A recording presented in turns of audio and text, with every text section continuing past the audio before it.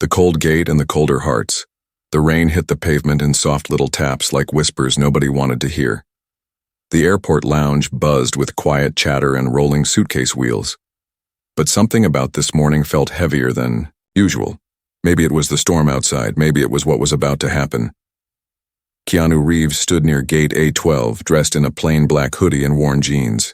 He held no special luggage. No security team followed him and no one really noticed him, except for the gate agent who kept glancing at him like he didn't belong. His flight was boarding soon. First-class passengers were already lining up. Keanu looked at his boarding pass. Yes, it said first class, but when he stepped forward politely, the gate agent raised her hand without even looking at the paper. "Sir, this lane is for first-class passengers only," she said with a sharp tone. He gave a gentle smile. "I'm in first class." She finally looked up, squinted, and let out a short laugh. "With that hoodie? Yeah, right, please don't waste our time." He paused. There was no anger in his eyes, no tension in his jaw. Just a quiet sigh as he stepped back. Passengers behind him looked on. A few of them chuckled.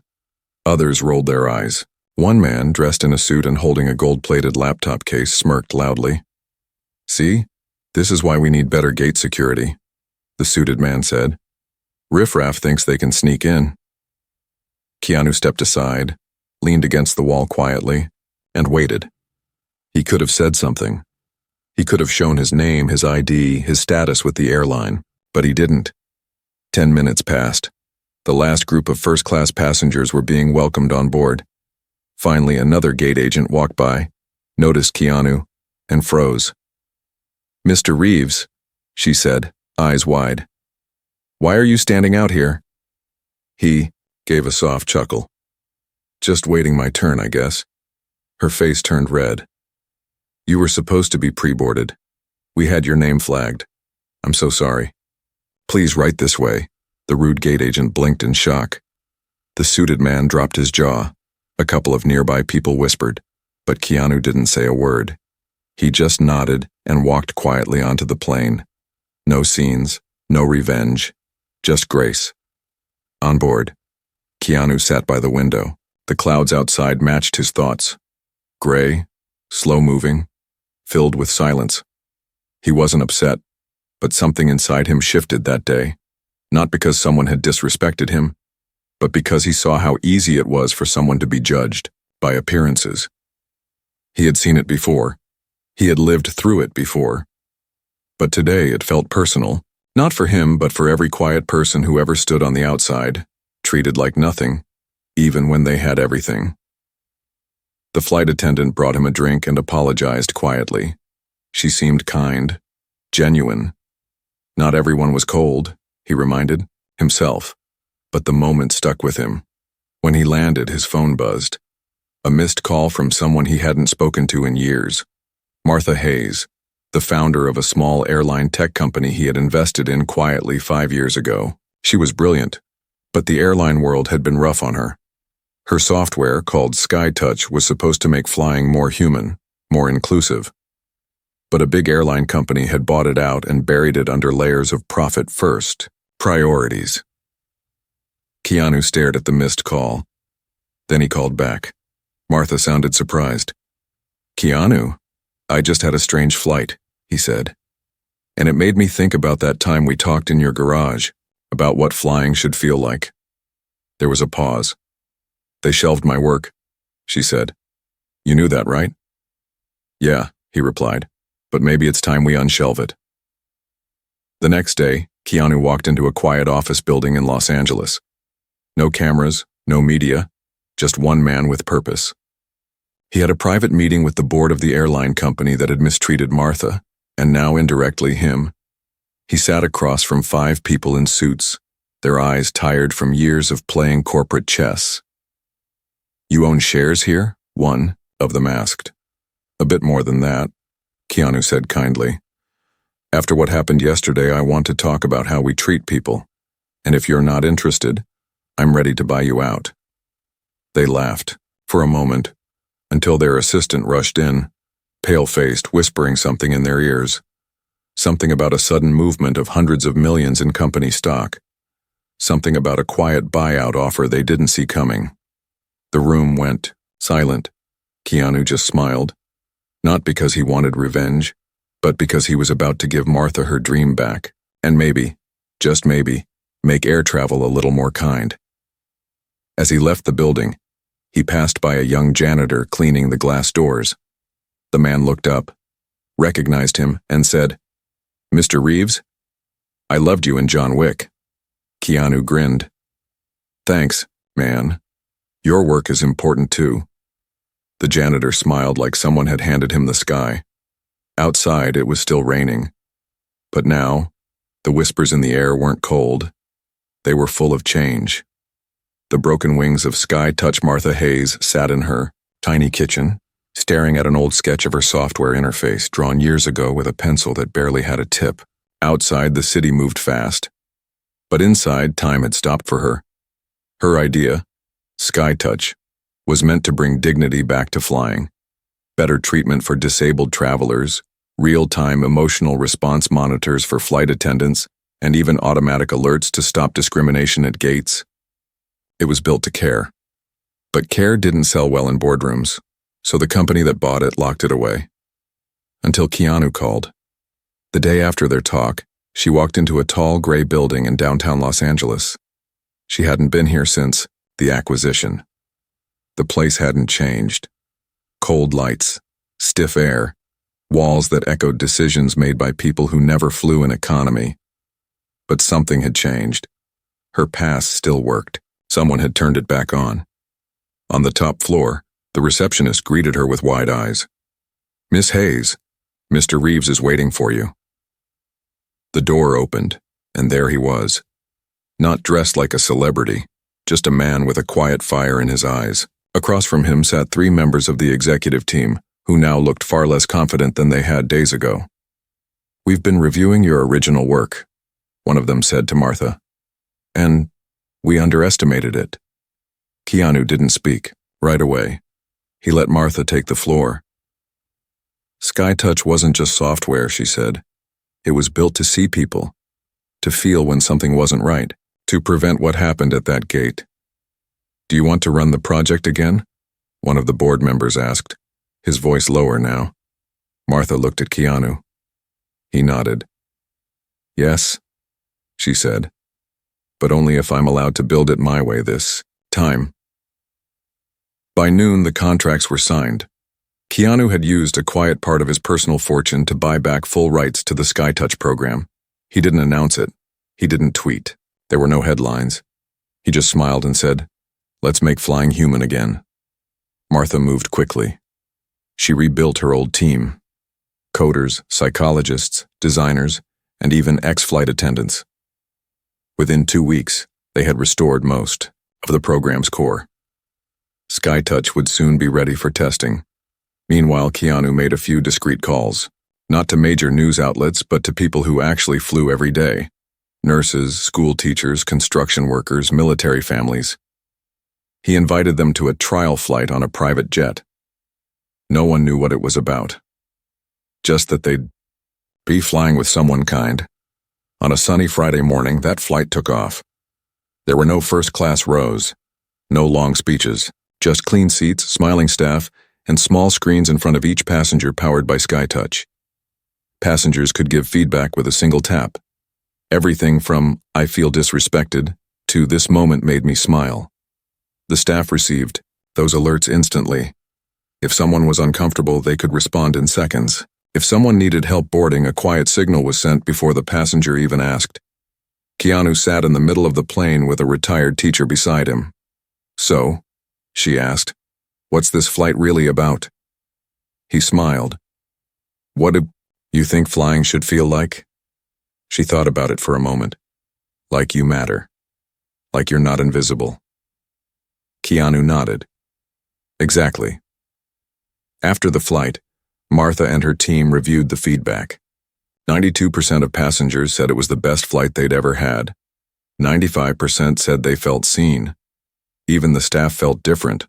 Less like robots, more like people again. But not everyone was happy. One major airline executive whose company had once buried skytouch found out about the quiet relaunch. His name was Grant Becker, and he had a problem.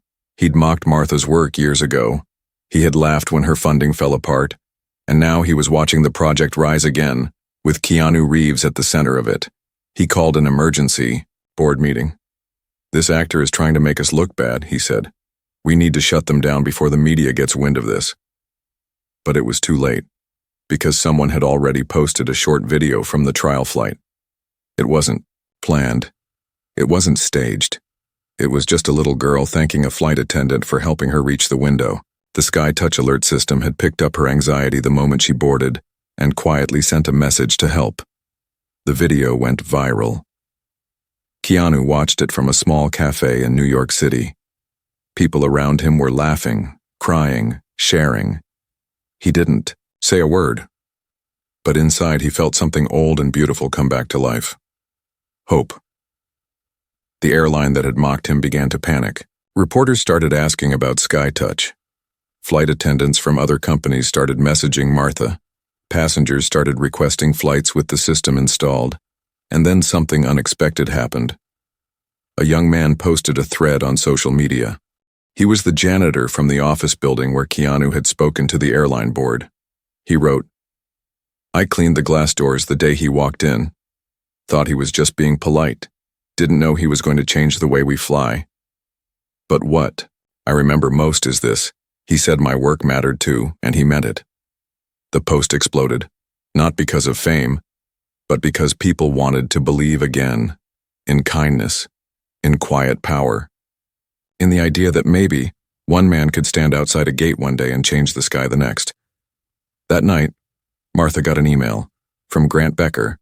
"We'd like to buy skytouch again. Name your price." She didn't even reply. She forwarded the message to Keanu. He just smiled and wrote back, "Some things aren't for sale." And so it began. Not a battle, but a rebirth. And the sky, once cold and distant, began to warm. Not because of new technology, but because someone finally asked, what if we made room for everyone? The storm before the shift. The news didn't hit like thunder. It rolled in slowly like soft waves pulling at a crumbling wall. The internet began to murmur. Small news outlets wrote little blurbs. Actor Keanu Reeves supports new airline tech to improve passenger dignity. Nothing flashy, but the kindling had been set. By the end of the week, a former pilot named Tom Wilkes wrote a blog post that caught fire. "I flew for 32 years. I've watched people cry in airports. I've watched veterans be ignored, elderly travelers be treated like burdens, and single mothers break down because the system had no heart. Today I flew with skytouch. Today I felt hope." The post was shared by thousands, then tens of thousands. Flight crews across different airlines started, tagging their companies asking, "Why don't we have this?" And deep inside one boardroom at that powerful airline, Grant Becker was losing sleep. "They're turning this into a movement," he told his team, "and we're still selling seat upgrades and baggage fees." One executive raised a hand timidly. "Sir, maybe it's time we change too?" Grant narrowed his eyes. "No, we crush them before they gain momentum." On the other side of the country, Martha and her team were working day and night. Keanu wasn't just a figurehead. He was there every day, showing up with coffee, helping troubleshoot, listening to passenger stories they had gathered. "How do we measure kindness?" Martha once asked aloud. Keanu looked up from his laptop. "Maybe we don't. Maybe we just feel it." As skytouch gained interest, a new airline startup called Horizon Air reached out. It was small, but determined. They offered Martha a deal. Install skytouch on 5 of their planes. No red tape. No meetings, just a trial starting next month. It was their first real chance to launch skytouch on a commercial scale. "Are we ready for this?" one of Martha's engineers asked. Keanu stood behind them and quietly said, "Ready or not, they're waiting." The night before the first flight, Keanu visited the hangar where the modified planes were being prepared. He walked alone, past, the rows of seats touching each one gently. He remembered all the times he had flown quietly, the times he was treated like anyone else, and the times he wasn't. He stopped at one row, seat 7A. He sat down and closed his eyes. He remembered a moment from years ago. His sister had been sick. Very sick. He flew overnight to see her, wearing the same hoodie he wore now. During that flight, he was ignored by the crew, even when he asked for a glass of water. Not out of malice, maybe, but out of assumption. He thought about how little things mattered, how quiet people could carry the loudest pain, and how a small act of kindness, just one, could turn a heavy day into something livable. The next morning, Horizon Air's first skytouch flight departed from San Francisco. Passengers boarded without status labels. No separate lines. No priority signs. Just a simple welcome from crew members trained to look each person in the eye and mean it. A young man with a walking cane was helped without having to ask. A woman with anxiety was guided gently through.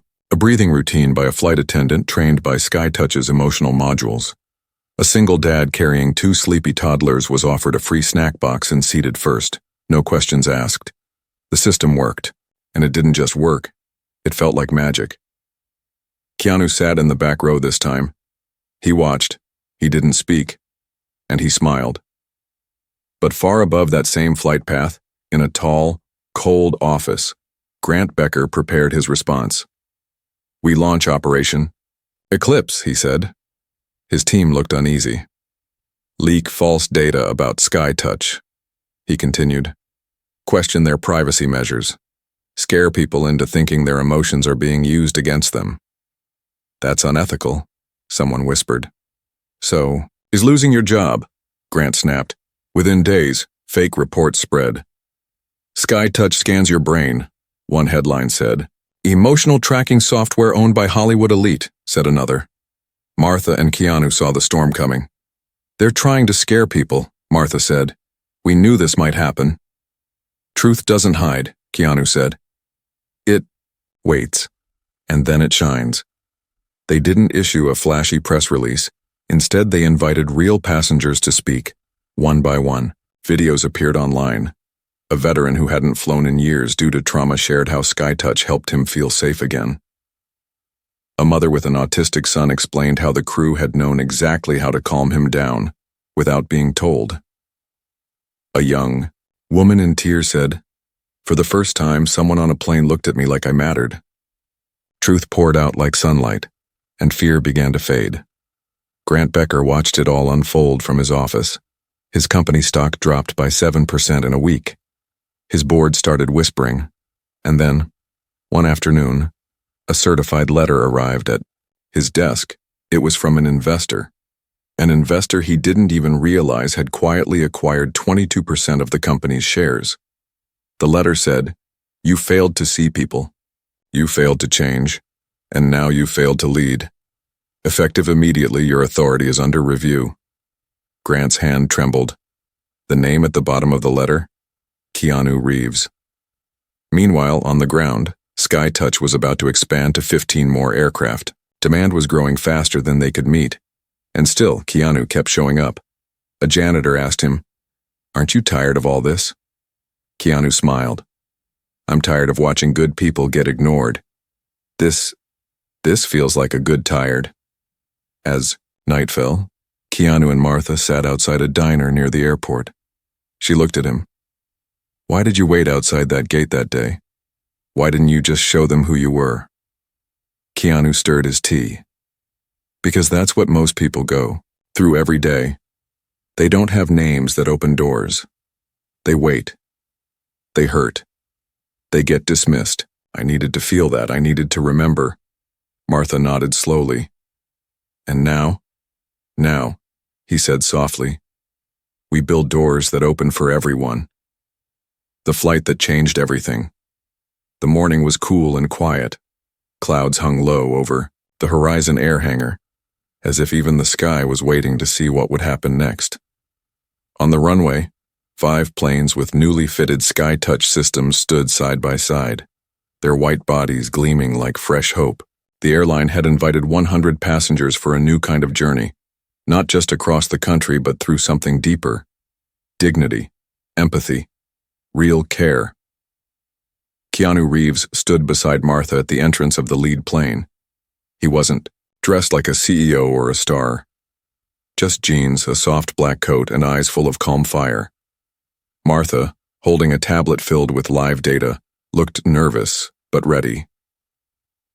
"This is the one," she whispered. "If this works, the industry can't ignore us anymore." Keanu nodded. "And if it doesn't?" She smiled. "Then we try again, because kindness doesn't expire." Among the passengers was a blind veteran named Mr. Thomas. He hadn't flown in 20 years. The last time he did, a flight attendant forgot his meal, ignored his questions, and treated him like a burden. He sat quietly in 3C. When the crew approached him this time, they gently offered to describe the safety features in his ear, brought him a cup of warm tea, and sat with him for 5 minutes to ask what else he needed, not because of policy but because of skytouch. The system had picked up a high stress level and notified the crew instantly, with suggestions tailored for care. "Thank you," he whispered. "I didn't think anyone saw me anymore." In row 14, a young woman named Layla carried a newborn baby. She was exhausted, anxious, and afraid of judgment. SkyTouch detected signs of emotional overload and quietly informed a crew member. Within moments, the attendant brought her a soft blanket, a bottle of water, and a smile that felt like medicine. "You're doing great," the attendant said. Layla cried softly, not from sadness, but because she finally felt like a person again. Keanu walked the aisle gently, pausing here and there to speak with passengers. He wasn't trying to be a star. He was trying to understand. He sat for a while next to a teenage boy traveling alone. The boy looked down at his hands. "My mom passed last week," he said. "I'm going to live with my uncle. I didn't want to come." Keanu didn't speak right away. He just listened. After a while, he said softly, "Sometimes when the world breaks, we look down. But when you're ready, try looking up. There's still sky." The boy looked up and smiled a little. Just a little. But it was enough. Mid-flight, Martha and her engineers monitored real-time feedback. The graphs were glowing. Stress levels across the flight were down 47%. Engagement with crew was up. And even the staff's internal feedback, submitted through their own devices, was filled with one word again and again: joyful. The media had been invited to the landing site. They didn't know what to expect. What they saw was a plane full of smiling people stepping off, not just rested, but transformed. Reporters asked questions. One of them approached Keanu. "Why put so much time into this? You could be doing anything." He looked at the man, then at the passengers walking past. "Because we all arrive somewhere," he said. "And how we arrive depends on how we were treated getting there." That evening, as the story spread online, a storm began building. Behind closed doors, Grant Becker, now in the middle of a silent corporate revolt, watched helplessly as major investors pulled their shares. Airline staff started posting anonymously, demanding SkyTouch integration. Unions asked questions. And passengers, real, everyday people, started switching flights. His company's public support was crumbling. And behind it all was a man who had once been told to wait outside. But the final moment came not from a boardroom or a viral post. It came from a little girl, 8 years old, curly hair, curious eyes. She stepped off the flight holding a tiny piece of paper. It had been drawn mid-air, a picture of a man in a seat helping someone up. On it she had written in shaky letters, "Thank you for making the sky feel like home." A journalist took a photo of it and posted it online. In 24 hours it was shared by 5 million people, and with it came a wave. Airlines started calling Martha nonstop. Tech companies offered to collaborate.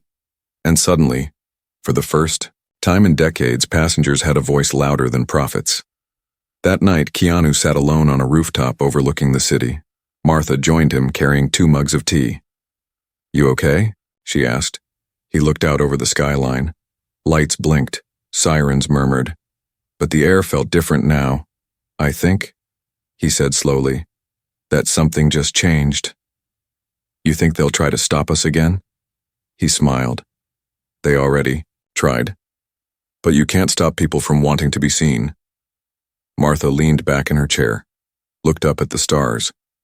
"I never thought I'd get a second chance at this." Keanu turned to her. Sometimes the gate closes, but that doesn't mean the flight is over. Sometimes you just build your own runway. She laughed softly. You should write fortune cookies. He grinned. Only if they come with extra tea. As the night deepened and a soft wind picked up, somewhere in the distance a plane took off. On board. Someone smiled at a flight attendant, and for once that smile was returned with the truth. A real one. Not forced, not part of a checklist. But human, because something was shifting now, not just in airports but in people. And it had started with a moment at a gate where someone was told to wait, and instead decided to change the world. The day the skies stood still, the headlines came fast that Monday morning. SkyTouch flight saves elderly passenger in mid-air. Real-time alert system hailed as breakthrough. Keanu Reeves's quiet airline revolution is shaking the industry. Empathy in the air? Passengers call it life-changing. Airports around the country buzzed with new energy. People who had never cared about travel tech were suddenly asking about SkyTouch. Even kids who once dreaded flying were drawing pictures of planes with happy faces. But behind the scenes, in a boardroom soaked in panic, Grant Becker made his final move. We have one chance left, he said, slamming a folder onto the table. If we can't kill SkyTouch, we'll buy out Horizon Air before it spreads. They'll never sell, someone whispered. Then scare them, Grant said coldly. Show them what happens when they fly too close to the sun. That week, Horizon Air faced 3 surprise inspections, 2 mysterious system failures, and a sudden lawsuit over airspace licensing. It was clear. Someone powerful was trying to crush them. Martha and Keanu sat in a glass-walled office watching the chaos unfold. They're hitting us from every side, Martha said. They're trying to drown us in red tape and fear. Keanu looked calm. Then let's teach them that fear doesn't fly. You think we can hold out? I think we've already won. They just don't know it yet. Keanu made one quiet phone call. Not to a lawyer, not to a politician. To a man named Hal Daniels, retired Navy, former air safety director, a man who owed Keanu a favor from years ago. Hal had connections deep in aviation policy. More importantly, he had a voice that couldn't be ignored. 3 days later, Hal stood in front of the National Transport Board with a stack of evidence showing coordinated harassment against Horizon Air. Keanu's name never came up. He didn't need credit. Hal's words were enough. If this is how we treat innovation, he said, then the problem isn't in the air, it's in us.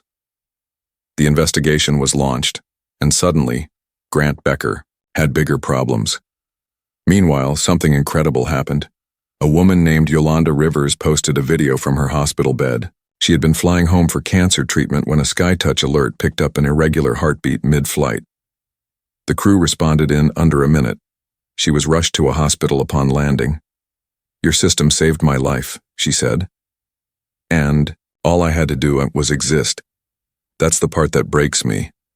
I didn't have to beg. Someone just cared. Her voice cracked. Millions watched. Millions shared. And finally, one of the world's largest airlines cracked under the pressure. They contacted Martha with a deal. We want to license SkyTouch on 200 of our jets immediately. Martha looked at Keanu. He gave a single nod. Fine, she said.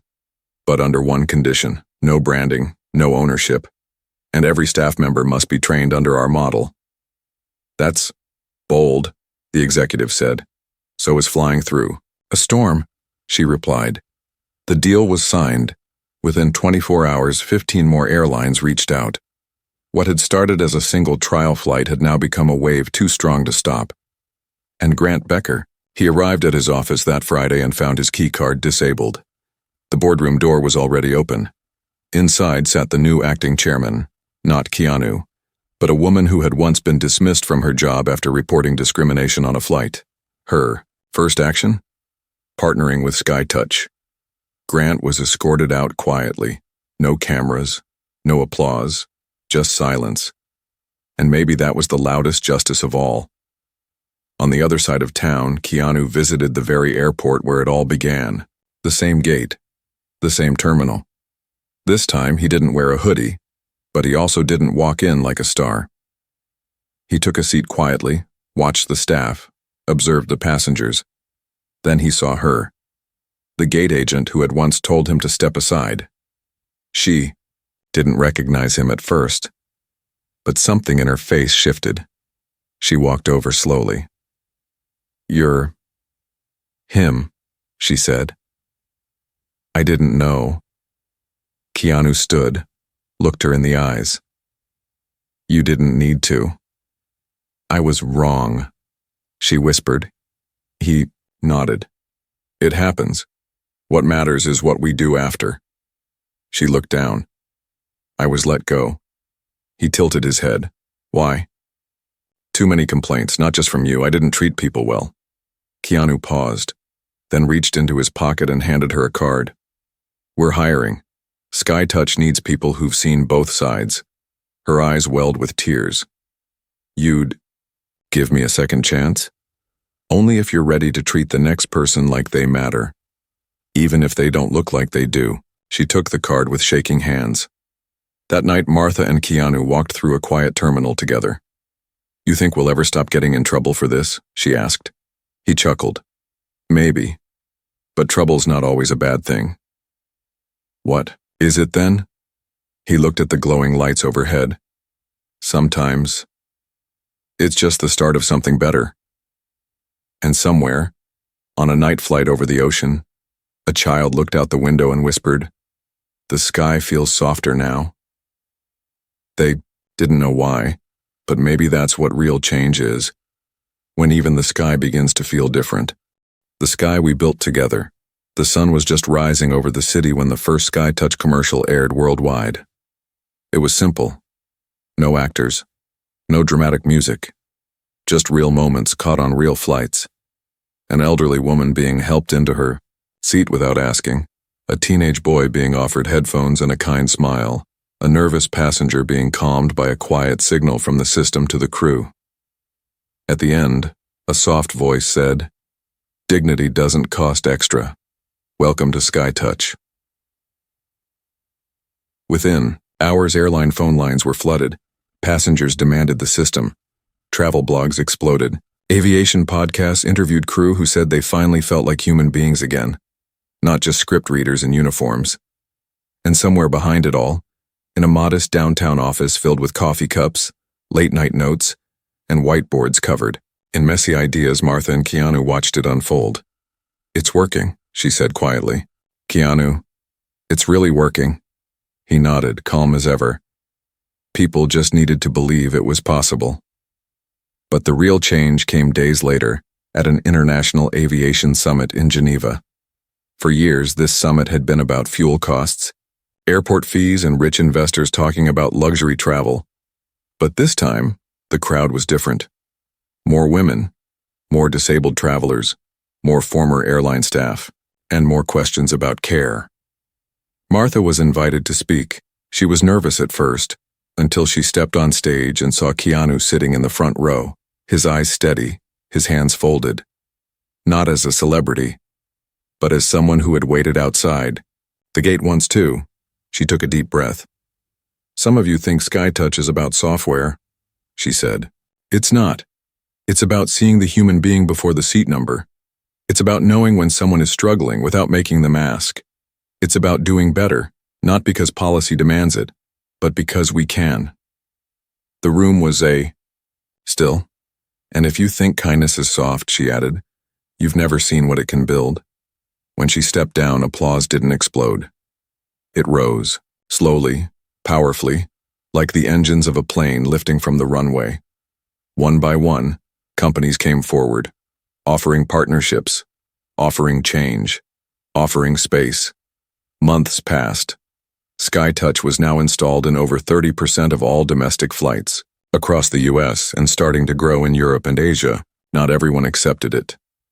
But the tide had shifted. The old way was crumbling. Keanu didn't appear in ads. He didn't accept awards. He refused to talk about shutting a company down. Because for him, this was never about revenge. It was about returning what should never have been lost. One morning, he boarded a flight like any other. No announcements were made. No one clapped. He just walked through the gate, this time with a young mother and her baby. The attendant greeted them both with the same warmth. He smiled quietly and sat in the back row again. The plane took off. A crew member walked by and paused. "Thank you for building this," she said softly. "You're the one flying it," he answered. Later that day, he visited a small community center that Martha had helped fund using part of the skytouch profits. It was filled with kids, some who had never flown, some who were scared to. Now they played games about travel, kindness, and empathy. A little boy ran up to Keanu and held up a toy plane. "Is this yours?" Keanu crouched down. "No, it's yours now. Can I fly with you one day?" "You already are," Keanu said with a smile. Meanwhile, Martha received a letter from an old friend, a woman who had once worked under Grant Becker and quit after her voice was ignored. The letter said, "I watched you speak at the summit. I cried, not because you won, but because you made it safe for the rest of us to try again." Martha kept that letter framed on her desk, not because of pride, but as a promise. On the 1-year anniversary of that forgotten moment at the gate, Martha and Keanu returned to the airport. This time, they weren't there to fly. They were there to watch. The gate had been redesigned. No more priority boarding. No more loud announcements dividing people by status. Just one message across the screen. "We see you. We're glad you're here." They watched a man in a wheelchair board first, followed by a woman with a service dog, and then a nervous teenager with headphones on. Each one was treated with care, without being told. As they walked out into the fresh air, Martha turned to Keanu. "So," she asked, "what now?" He looked up at the sky, the same sky that once watched him be dismissed. The same sky that now carried something new. "Now," he said softly, "we keep going. To where? To the places where people still feel unseen. And we make room for them too." And somewhere, on a quiet flight over the Midwest, a child looked out the window and whispered, "This feels different." They didn't know about Keanu, or Martha, or the fight it took.